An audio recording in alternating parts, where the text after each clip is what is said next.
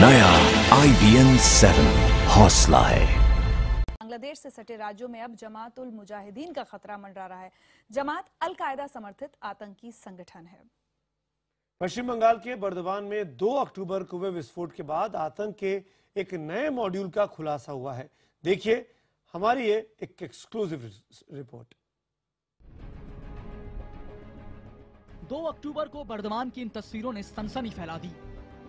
2 आतंकी बम बनाते हुए मारे जा चुके थे। एक घायल था और 2 महिलाएं हाथों में बंदूक लिए सुरक्षा बलों को धमका रही थी। दोनों महिलाएं पकड़ी गई तो एक के बाद एक कई नए खुलासे हुए, कई गिरफ्तारियां हुई। IBN नेटवर्क को मिली एक्सक्लूसिव जानकारी के मुताबिक NIA को अब तक की जांच में कई जानकारियां हासिल हुई हैं। सूत्रों के मुताबिक अब तक की जांच में NIA को बर्दवान धमाके से जुड़े 40 अलग अलग आतंकी गुटों का पता चला है। ये सभी पश्चिम बंगाल में हैं। पिछले कुछ महीनों में भारत में बांग्लादेश से कई आतंकियों ने घुसपैठ की है। भारत में आने जाने के लिए उन्होंने सीमा से सटे 27 रास्तों का इस्तेमाल किया। सूत्रों की माने तो बांग्लादेशी आतंकी संगठन भारत में 9 अड्डे तैयार कर चुका है। ये अड्डे पश्चिम बंगाल के बर्दवान, बीरभूम, नादिया, मुर्शिदाबाद, जलपाईगुड़ी, कूच बिहार, हावड़ा और उत्तर और दक्षिणी परगना में मौजूद हैं। सिर्फ इतना ही नहीं, अब तक की जांच के बाद NIA के जांच के दायरे में सऊदी अरब और कुवैत के 3 NGO भी हैं, जिन पर आरोप है कि इन NGO ने बर्दवान ब्लास्ट से जुड़े आरोपियों को भारी मात्रा में रकम भेजी थी।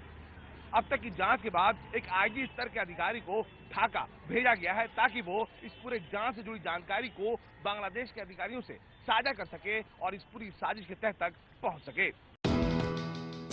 IBN नेटवर्क को मिली जानकारी के मुताबिक 2 अक्टूबर को बर्दवान विस्फोट में मारे गए आतंकियों शकील अहमद की पत्नी गुलशाना बीवी और अब्दुल हकीम की पत्नी अलीमा से पूछताछ में काफी कुछ हासिल हुआ है। सूत्रों के मुताबिक गुलशाना और अलीमा से पूछताछ में मिली जानकारी के मुताबिक बांग्लादेश का आतंकी संगठन जमात उल मुजाहिदीन बिल्कुल अल कायदा के तौर तरीकों पर अपने आतंकियों को ट्रेनिंग देता है। जमात अपनी ट्रेनिंग में आतंकियों को अमेरिका पर हुए 9/11 हमले का वीडियो दिखाता है। सूत्रों के मुताबिक गुलशाना और अलीमा ने यह खुलासा किया है कि बर्दवान में वो लोग बम बनाने का सामान कोलकाता से ट्रेन के जरिए नायलॉन के बैग में भर कर लाए। सूत्रों के मुताबिक गुलशना और अमीना ने पूछताछ में कई नामों का खुलासा किया है। पूछताछ में दोनों ने यह कबूला है कि उनके रहने सहने और खाने पीने का इंतजाम जमात उल मुजाहिदीन के लोग करते थे। गुल शकील अहमद, अब्दुल मजीद और सोवन मंडल बर्दवान के खगरागढ़ के एक घर में बम बनाने का काम करते थे। उनके लिए घर TMC के नेता नूरुल चौधरी ने किराए पे लिया था।